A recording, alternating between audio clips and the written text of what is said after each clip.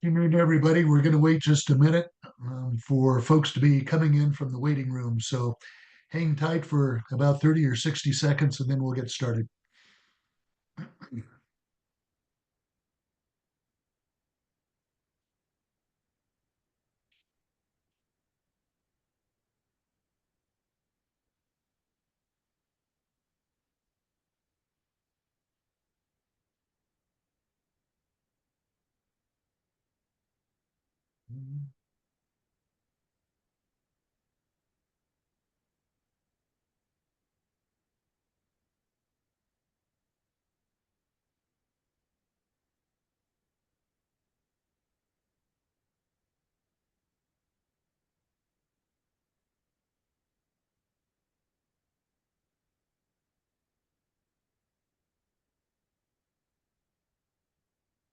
All right, well, we'll go ahead and get started. I know we'll have some more folks joining us as we go along, but we're glad for the folks that are here. I'm Dave Carter, Regional Director of Flower Hill Institute, and with Chris Roper, my fellow Regional Director. This is an ongoing series of these roundtables that we're doing, and we're really excited today to be talking about the remote grading system that USDA introduced last year and that a number of processors are now utilizing. Before we get started, just a couple of housekeeping items.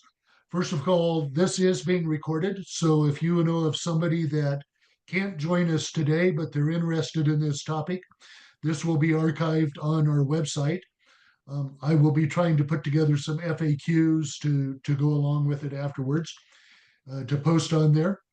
Um, Also, as we go along, please feel free to ask questions. You can just type those into the Q&A, and Chris and I monitor that as we go along, and we'll be sure to forward those on to Kinsey to be part of the discussion.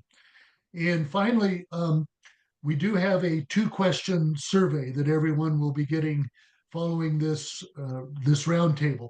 It's very simple. First of all, give us feedback on what you thought about this particular session. And secondly, give us ideas for what you'd like to hear us discuss moving forward. We've had a lot of good suggestions over the last few weeks. We've been doing about one of these a month, but given the input that we've gotten, we're going to be doing about two of these a month just to cover the topics that everyone wants to hear. So with that, I think, Chris, I've covered the basics, unless I missed something. All right. No, So, welcome everyone, and thank you for joining us.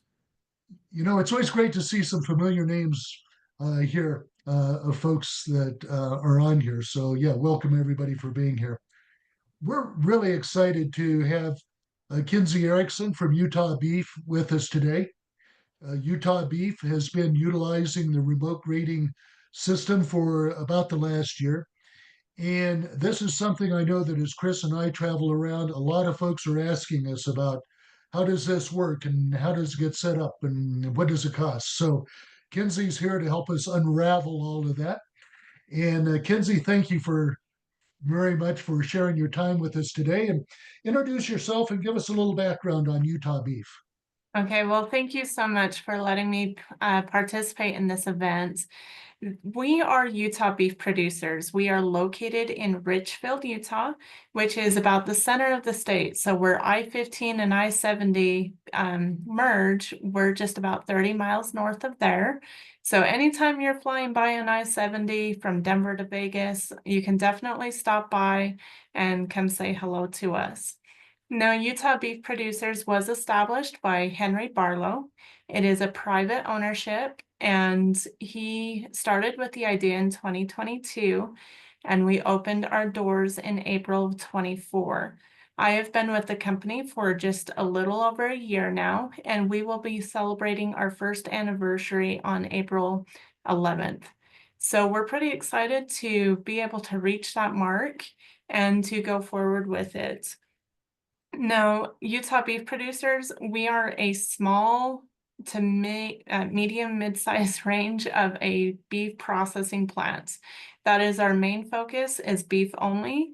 We don't take in any other animals. And with the facility that we have, we are able to process up to 100 head per kill day. And we are trying to make it more available for those who do cull cattle, for the dairy programs, for producers raising Angus cattle, anything like that. We offer food industry options for finished fat cattle. We do our own direct-to-consumer line with the finished fat, and then we offer custom or personal processing for anybody in the community that want to have their beef done. And we only have a 2-week wait list compared to 6 months to a year. Good. Yes. And we'll have Kinsey's contact information on at the end of this session if people want to reach out and visit with her directly about anything we've covered today.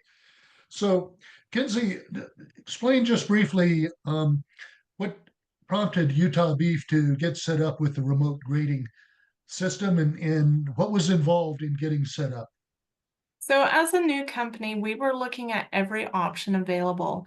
We have a USDA inspector in-house, but when it came to grading, we don't kill every day, and so we needed to find a different option. Now, the USDA came out with their pilot program of remote grading, remote video grading. This was a perfect opportunity for us to be able to join into that program because the closest grading inspector in the state of Utah is just a little over 4.5 hours away. And for the cost of it, it was more efficient, and having the video grading program was a lot easier and more convenient for us. There was a price difference. It allows me, myself, or anybody else that we would like to train to be able to do it. It's a simple, easy program, and it's perfect for small businesses like we are. Great. And when you think about that, you know, the remote grading or the grading system runs about $114 an hour. And that includes travel time. And if they're 4.5 hours, you know, that's 9 hours round trip. That's over $1,000 in expenses before Yes. they look at that first carcass, isn't it? Yes, and especially when we're doing small amounts, some days we're only going to be doing 30 finished fat cattle. Other days, maybe 2 or 3. Some days we're doing 49 plus. It varies. And so when it comes to cost and logistics and everything else, it is so much easier to be able to just take a picture and email it in.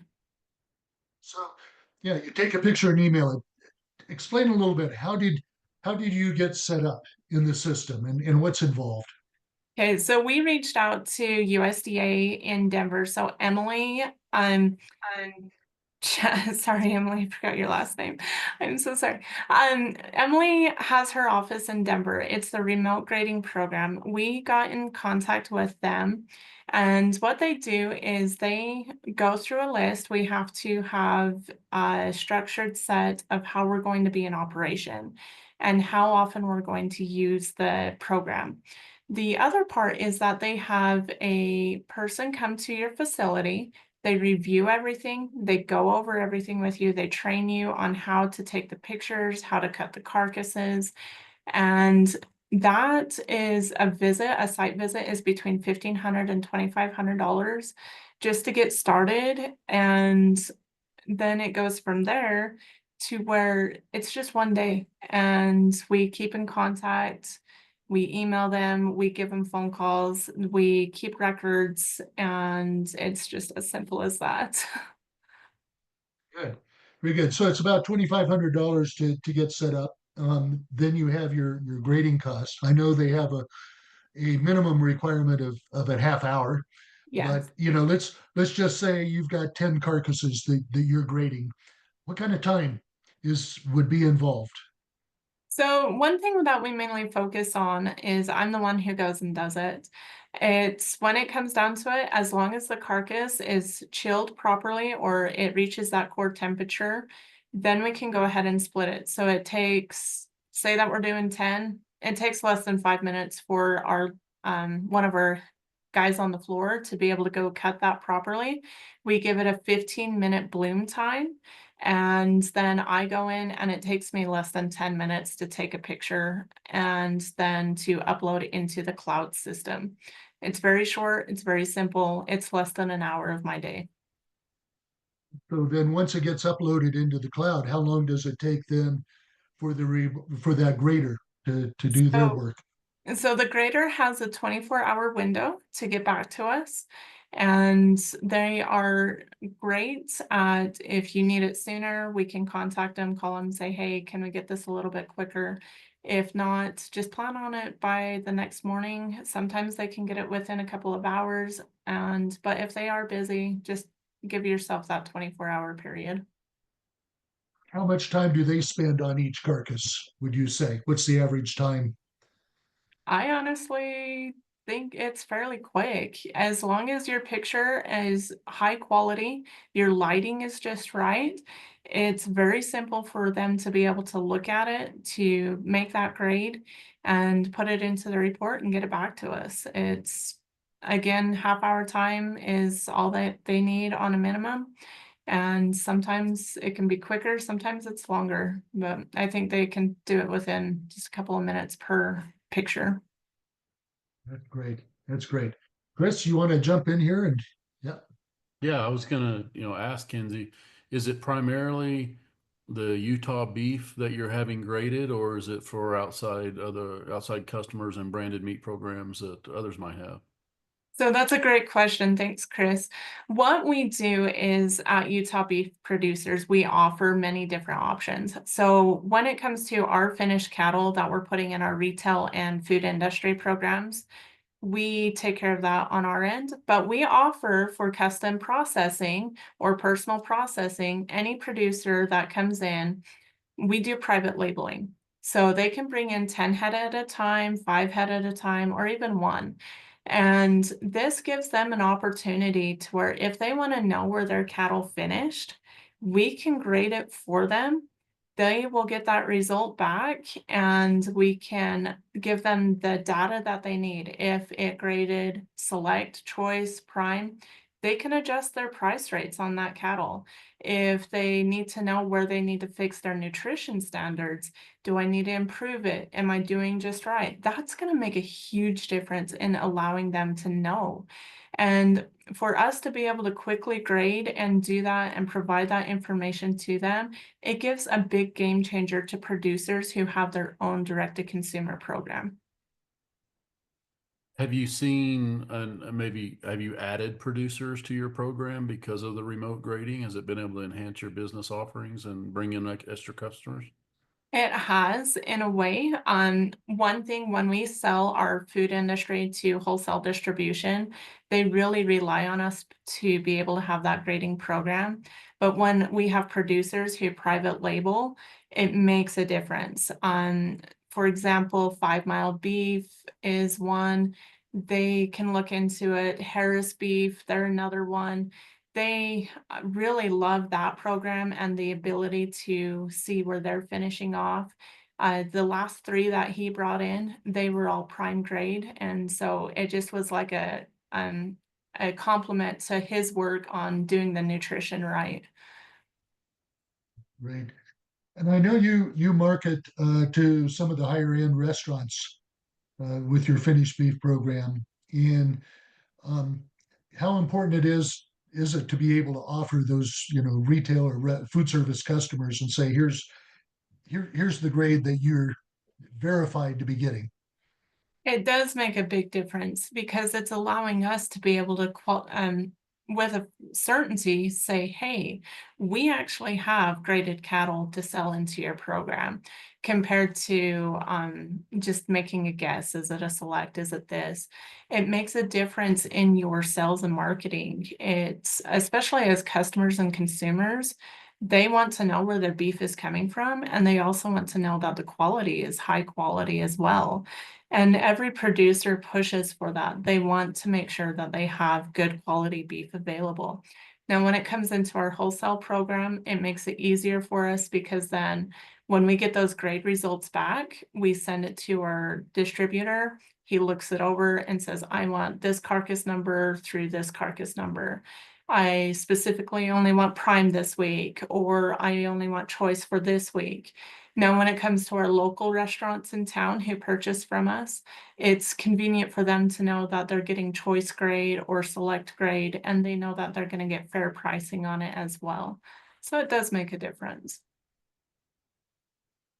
Back, oh, go ahead, Chris. Yep. Oh, I was just going to ask, just from some of the history I've had in this space and thinking about genetic improvements for ranchers and this data is so valuable when you can give that back to the people that you're processing for and showing them, especially the improvements, as this program gets older, it's still a fairly new program. And I used to keep booklets in my office and track grades and quality, and you wanted to make business decisions about your genetics, your feeding, your length of feeding, all these kind of things that truly affect your business and your bottom line.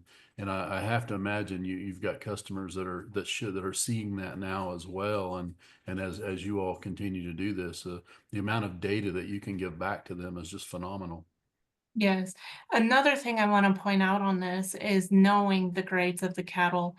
Especially when we push in our direct to consumer program, we only allow choice plus and above. We want to make sure that the customers are getting a great quality piece of meat.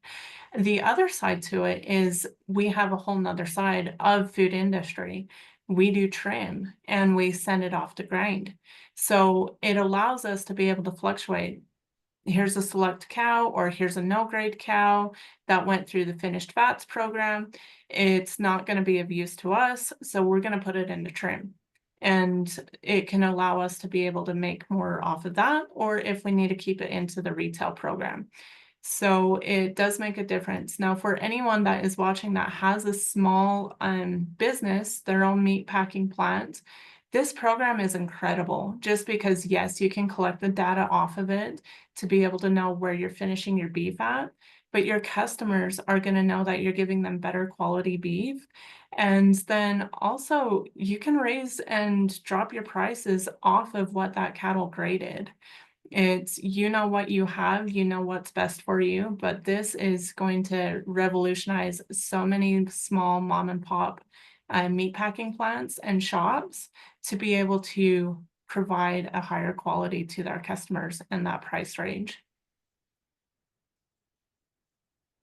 Going back to the process itself, you mentioned, yeah, you let the carcass bloom. I mean, is there a specific time you say, okay, this is the best time to grade, to do the grading? And secondly, how rich, I know when we saw the demonstration and they had the thing that you put the camera on and the like, but you were mentioning the other day that you got that. Okay, explain that just a little bit. Yeah. Okay.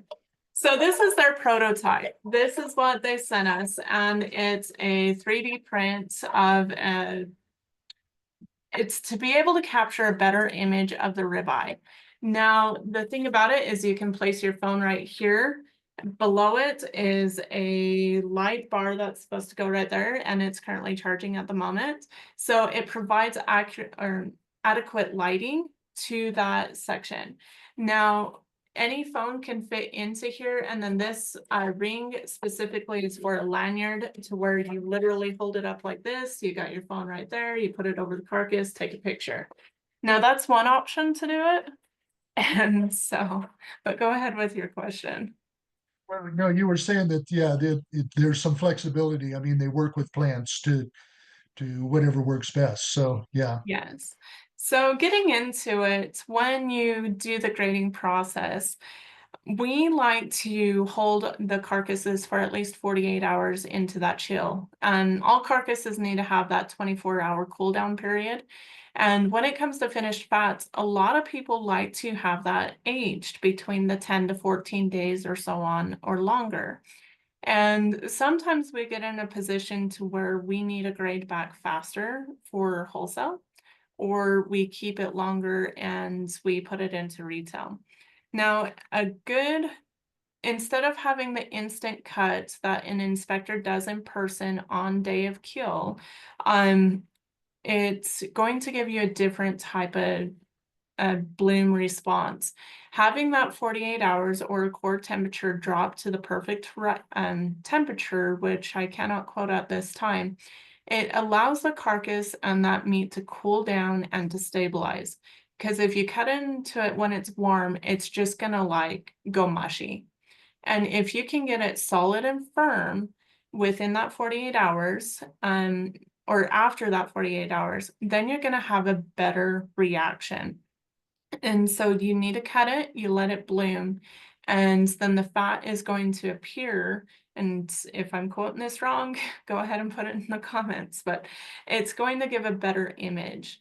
Now, when we do this, we prefer to let it age for that 14 days. Then we cut into it before we go into processing. This gives us the ability for it to cool down properly, to have that firmness, to when we cut into it, it's not going to dry out that ribeye more than what we need it to. And then we have the results back within 24 hours, and then we can process and start cutting and stamp everything else that goes along with it. So to answer your question, we prefer to wait 48 hours, but we love when we can wait 14 days.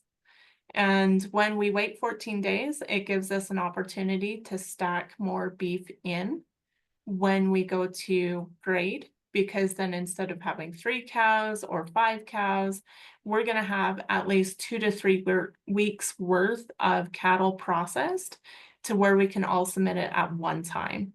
And depending on how fast we need those results back, it's better for us to be able to hold and wait than to turn around and have an instant feedback. You mentioned the setup cost on it. Is there an annual renewal audit process? Explain a little bit about that. There is an audit process that we have to constantly track records and footage, everything else that goes with it. We need to keep that in mind. I don't know exactly if we have to renew yearly. I just know that we're on contract, that we'll continuously use it until we say otherwise. So you'll have to correct me on that one. Okay, very good. Folks, don't hesitate to type some questions in there so Kinsey can answer them. So Chris, yeah. I was going to add, Kenzie, you might be able to settle this decades-long debate. You know, when you're looking at the quality of photos, which is better, iPhone or Galaxy? I am an Android lover. I'm All sorry. right. But when I will quote the gentleman that came here and did our site visit, he said the Galaxy S23 Ultra at that time is the best camera on the market, and it was going to give back the best feature or the actual image at a higher quality than an iPhone at that time. The reason is it doesn't adjust the coloring, and it keeps a crisp look to the footage. Compared to at the time, iPhone, it auto filtered everything and you weren't going to get a very clear image. Now, I don't know what the new or the latest iPhone 15 or whatever it is, but you'll have to double check. So We had heard that before. Dave and I were at a conference in Nebraska where they were displaying this and explaining how it all worked, and that exact debate came up, and that was probably a year and a half ago now, and they were actually bragging about the Samsung phones as well, and but I think you can use any one of those. I was kind of making a joke, but they have. They allow you to use different types of phones. It's great yes, to have the windows of opportunity for your grading also. I've also been able to stack up, you know, multiple weeks of beef to grade at one time, and it makes it much more efficient for your customers and yourselves. So USDA AMS has been really flexible with this program, and I think it's just it's a testament to how well the program has worked, and they made it through the pilot phase and have implemented this full time. At least as far as we know, it's still in act and will still continue. So I know they have close to 100 different processors enrolled in this program now. So it continues to grow year after year. So we're seeing some great success with it. It is. And every time we have anyone come to our facility, especially if they are a small mom and pop shop, I'm always pushing it to them. I'm like, make sure you get on the grading program. It's very easy. It's simple. It's to explain the process, what we're doing is you take the carcass of the animal, you're cutting at the 12th, and it's opening and exposing that ribeye to be seen. Now, the first image is going to be of the vertebrae, and you're looking on the ribs, you have to have a very exact clean cut. And on the ribs, there's going to be those little white buttons at the very end of it. You're looking for that. They need to be exposed enough to be able to be seen in the image for Emily to look at it and be able to say, okay, this animal is of age, or if it's too old, anything that's going to disqualify it from being graded. The second image is going to be of an above view of the ribeye, and that's where you're getting that shot of how well marbled is it? Does it have a big fat cap on it? Where is it going to grade if it's going to be no grade, select, choice, or prime? And on each image, you also do need to include the carcass tag that's with it. So it's got the producer's name on it. It has the weight, the hot weight that we provided, and the other detailed information along with the number that was assigned to that carcass. So when we track it in our records, we know that this came from this producer, it weighed this much, and this is why it ended up with these results. The heavier the carcass, the better the result is what we're finding. And the lighter the carcass, the less marbling. It just also depends on the breed of cattle as well. So. Well, we're starting to get a few questions in here, Kinsey. Amy from Kansas says, did you mention what the cost of the equipment or setup was for the program? And are you willing to share what kind of pricing you charge customers for performing the grading on their carcasses? Yeah, so the initial setup of the equipment, it's literally just your own personal cell phone. And as long as you go through the program, they will give you the initial set list of fees, how much it is. You do have to have your setup appointment where somebody comes in person, walks through with you. You do have to pay for their time and travel to come visit with you, but that's it. After that, then you have your fees for having it graded, your service fees. So like $123 an hour. Don't do it on holidays. You don't want to pay for the extra time on that. It just varies on what you're looking for. Now, again, back to the equipment, this they sent to me for free just because it's part of the program and it's also a tester. But most of the time, I'm just using my cell phone. There's positions when we're packed in a little too tight to be able to use that device. And so I'm literally going like this. I've got the tag in my hands, taking picture. I've got a headlamp on, making sure that I've got good lighting. To go into it, what we charge our producers who utilize our program, we put it into their custom processing fee. You're looking, depending on how many head, you're looking around $50 for a one-time only. And it's up to you completely. If you want to make it to where it covers your cost for the day. So if it's only their 3 beef that you're going to be grading, that's up to you if you want to charge the full cost to them to cover that for you. If not, absorb it into your processing fee. Does that help answer the question? No, it does. Thank you. Chris wants to know, he says, so can you talk about how you track the carcass ID and keep the photos straight? Is there an app? And you were talking about the cloud. Yeah, talk a little bit about that system, how they help you keep that straight. So our plant, we utilize Meritrack system. And so as soon as the cow arrives to our facility, it's automatically assigned a number. And then it follows through the processing the entire way, all the way until the end where it's boxed. One thing is Meritrax. It's a great system to work with. There's other ones out there that can work for you better if you're smaller.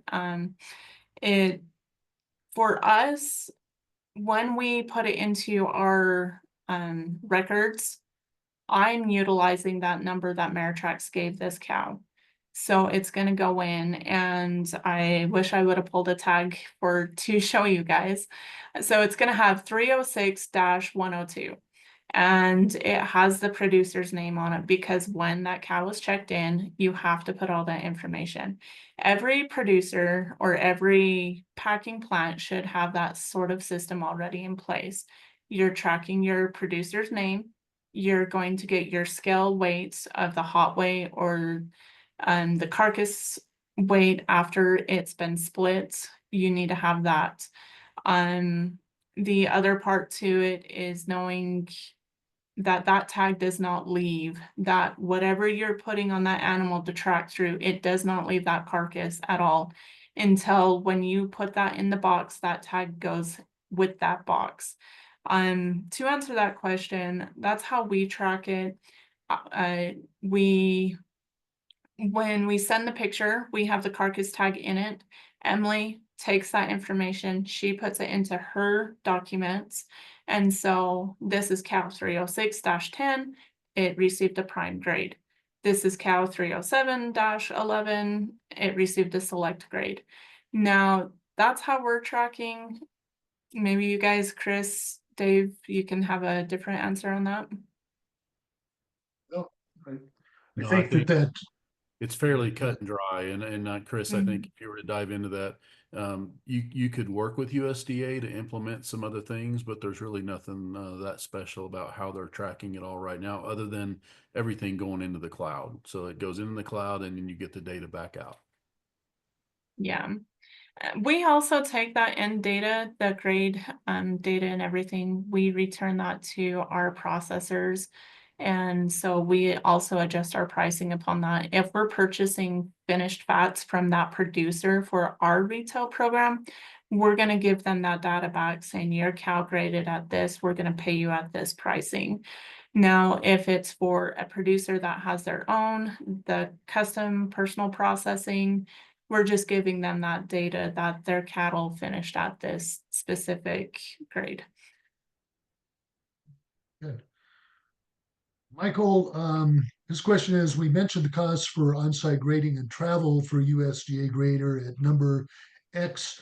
Can you give us an hourly or per head cost with the process in the hopes? I'm sure this is a reduction in cost. So, Yes. I can't quote it exactly. This would have been a great question for Emily, but we're looking at about $123 dollars or $130, depending on if we're using the half hour or a full hour. It just I'm sorry, but I can't officially quote that number. right. No, that's helpful.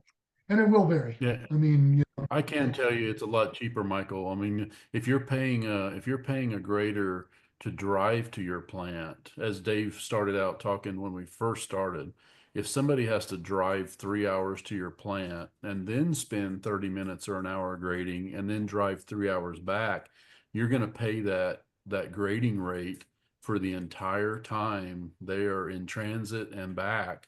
So as Dave mentioned, you could spend $1,000 for the grading that Kenzie is talking about versus 120 or $30. So Mhm. there's a substantial savings in what this program is offering, and that's the exact reason why this program came about. And Dave and I have worked with facilities for years, as I know some of you have. You know, most of these facilities we work with are remote. They're not close to a big city where most of these graders live. And you know, for those of you that don't know, AMS, there are only around 130 graders in the United States. So you know, having one close to you is not likely. So unless you're close to a city or metropolitan area. So you know, this remote grading program is phenomenal and is a huge savings, and it allows the smaller processors to participate in these programs. So it is a wonderful thing for all the processors that we work with. Well, and it's so convenient just because I, as an employee here, it's easy to do. I'm not the only one that's solely dedicated to it. If I need to show somebody else, I can do that. It's very simple as long as you have access to being able to upload those images into the cloud. You email the QA or Emily and let her know that it's been uploaded to the cloud. It's very fast and simple. Again, we're 2.5 hours south of Salt Lake or the Wasatch Front. And so I know there's at least 2 other facilities within 45 minutes of us that use it as well. And what I was talking with some of our USDA people, the closest person to us to be able to actually live grade is 4.5, 5 hours away. And it's a long drive. So, It's a long drive with the clock ticking. Yeah. yep. So, yeah, no, It's a lot, it's a great I'll program. add, it's a lot easier for a producer, whether it's Kinsey or one of our customers, to recoup that grading rate. If you're taking $120 grading fee compared to $1,000 grading fee and dividing that out by 10 animals or 20 animals or 50, you're drastically reducing the cost per animal, and it makes it viable to recoup that grading cost.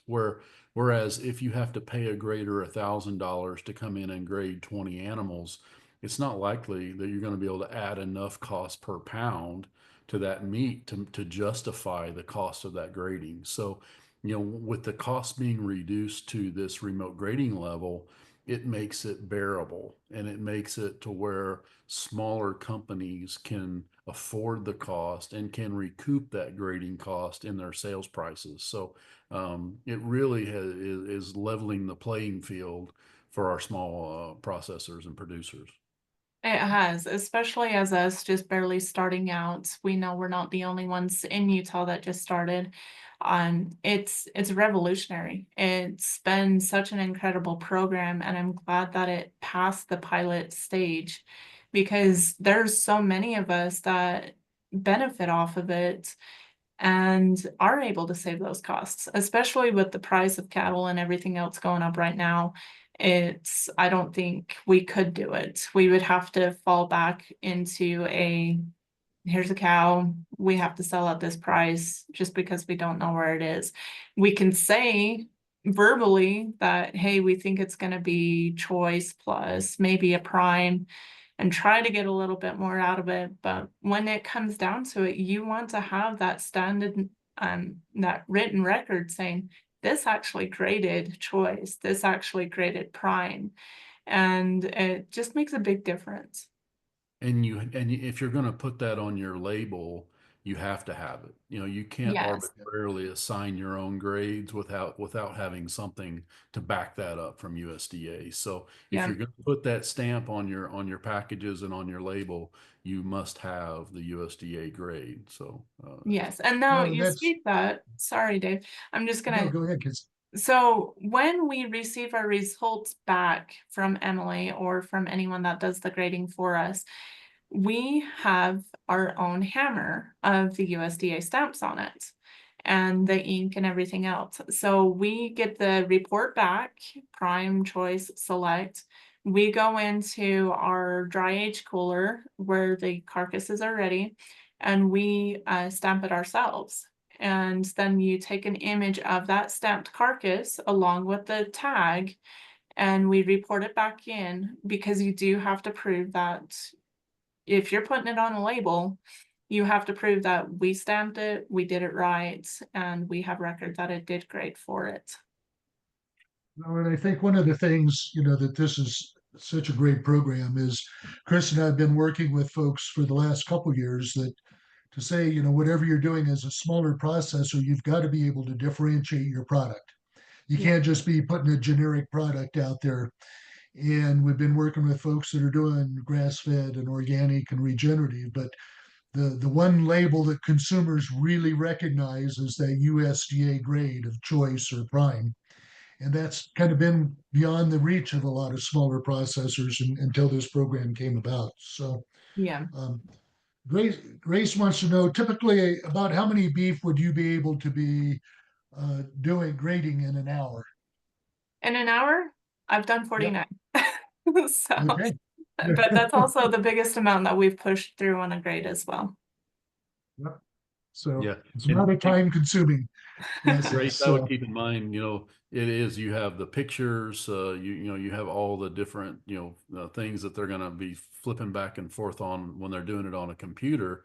When they're doing it in person, they can zip through them pretty fast, but, the big plants that are killing 2,000 an hour, Yeah. physically have graders sitting there doing that same thing in a big plant. So, if you're in person, you can watch them go on the rail and zip by you. When you're doing it on camera and on your computer where you're flipping from picture to picture to picture, it does slow the process down a little bit, but you can get quite a few done in an hour. Yes, we can. And I'll even bring up this story of we've learned off of a couple of mistakes everyone's going to have. Before we really knew it on that 48-hour period of needing to have that cool down, we attempted a grade process to hurry and get a result back. And that's when we learned, okay, this is a little mushy. It's probably not the right temperature that we needed to be at. We were able to take those pictures, we submitted them, and we got the results back. And, they weren't great. They were between select and choice. And we're like, okay, not great, but we know that they could have been better. That was a Friday. We went over the weekend. I came back on Monday and I looked at those carcasses again. And because they had the weekend to cool down, they were better. And I called Emily and I said, hey, what's the possibility of this happening? And she goes, it can happen.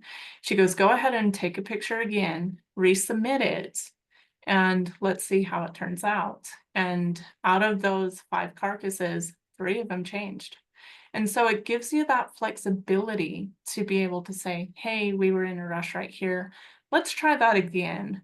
And then those grades changed. And so she walked me through on how I needed to restamp, how to do everything else like that. And it made a difference. Now that was just like a rare, and probably not rare, but that was just a mistake we made because we had to be really quick about it. Now, if you're going to be doing it, make sure you do it right. Just because 1, you want to make sure that you're paying your producer right. 2, you want to make sure that you're going to get the right grade result back to where you can sell it at the actual grade that it is. And then 3, you're going to learn off of mistakes like we did. And the ability to be able to regrade that animal made a difference. And it made our wholesaler happy. It made the producer that we purchased from happy. And we learned from it. well, and I think that, part of the point of that, Kinsey, is this is a partnership with AMS. Um, they're not there to just say, oh, you did it wrong, whatever. But it is about continuous improvement and working with those professional graders so that you can do the best job you can. And I think that's a good example of that. So we don't really have any more questions here, and we're ahead of time, but I suppose we're not locked into, we could chat about family or weather or whatever for the next 20 minutes. But Chris, you have anything else you want to cover here? I think we've covered it pretty well, and from what I've seen with the program, I really like it. I think it offers a huge benefit to the small processors that we work with, and Kinsey's been a testament to that, and we appreciate Kinsey's time for sharing all of her knowledge with the program. So if there's any other questions, obviously, please ask them now, and if not, we'll give you back a few minutes of your day. Well, and Nicole, if you wouldn't mind putting up the slider, I've got it here. I can share it from my screen if we need to. Why don't you share it from your screen, Dave? Okay, I'll let me get it. Yes, if you can show any of those pictures that we sent in, I can definitely explain it a little bit better on what Oh, you're I didn't. for. Yeah, I didn't tee those up. Yeah, Kinsey, Okay. I'm sorry. Yeah, No, you're good. but anyway, this is Kinsey's contact information here. So feel free to reach out to her. And then that QR code will take you directly to the USDA website for the remote grading program, and you can get more information there, including how you can apply for the service yourself. So feel free to do that. Again, we will have this archived on our website, and along with some Q&As on this. Just a heads up, next month we're going to focus on some of the other half of the animal. We're going to do a couple of roundtables on some of the emerging opportunities in the pet product space. On March 12th, we will have a roundtable featuring one of the brands as well as one of the regulators who talks about pet food. And then a week later, we're going to have one that includes a couple of smaller processors that are developing their own line of products. So we'll be sending out some information on that. So with that, Dave, I don't we had one have more question anything. come in. Oh, Got to okay. interrupt you. We had one more question come in. So Oh let's, yeah, no, Amy says, Kenzie, since you're part of the pilot program here, let me stop the screen share here. Since you're part of the pilot program, have you noticed any improvements since the program started? I actually, the one thing I love about it, I haven't seen much improvement because I'm pretty sure they got it square on.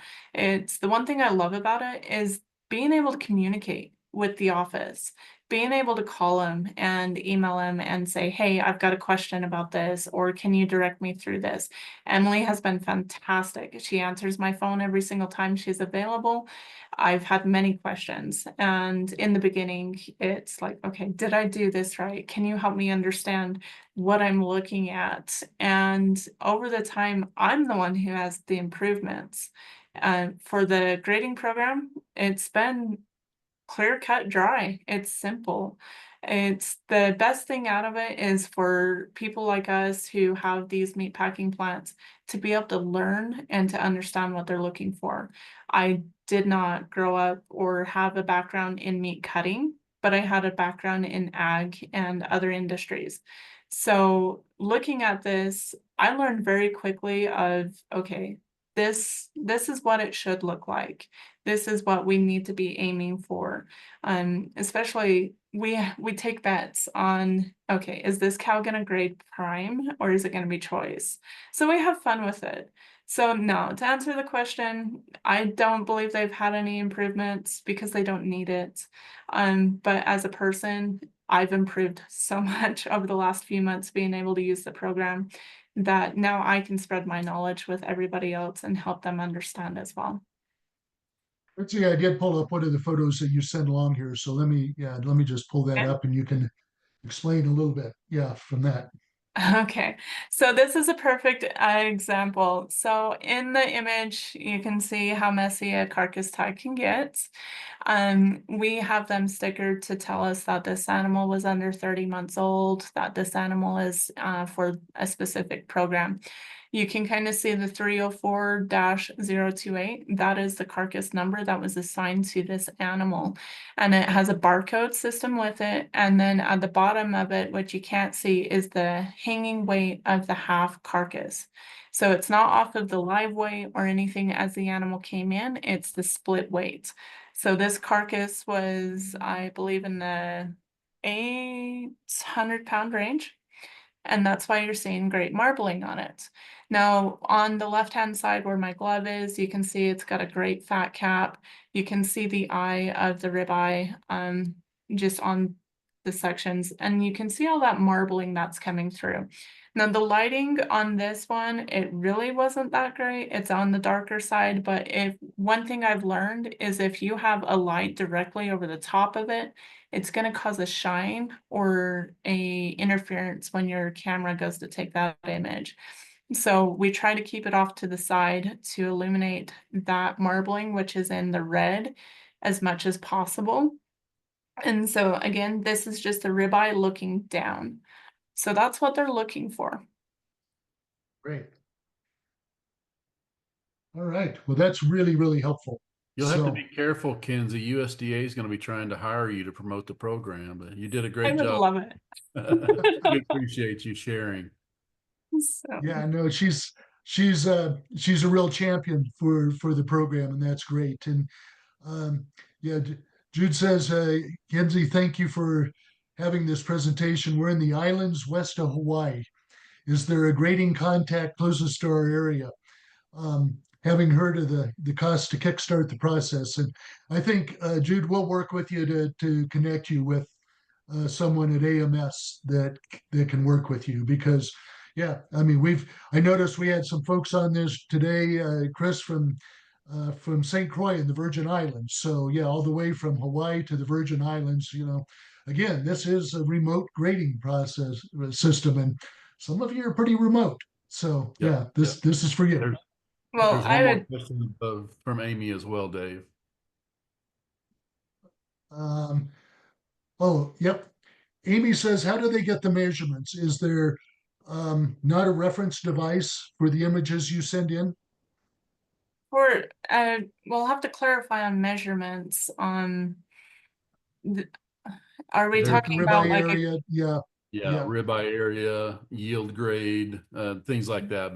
But Amy, that's USDA uses those when needed to get all of the data that they send back to the processor. yeah. So we're mainly taking the image of that ribeye, the full prime portion compared to where if you were going to have it cut down as a steak and on the table.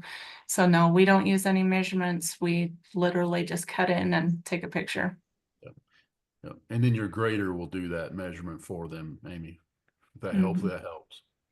Yeah, well, Hmm. I think the closest office for Hawaii would be Denver, and I would be more than if I worked in Denver, I'd be more than thrilled to go to Hawaii.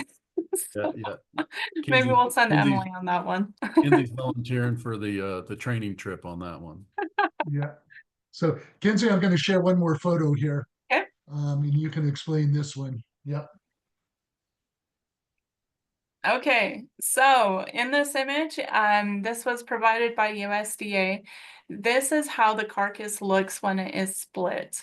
So what they're trying to do is use the device that I showed previously, and that way it's eliminating everything around. It's just trying to compact that image of just being able to focus on that ribeye cut in general.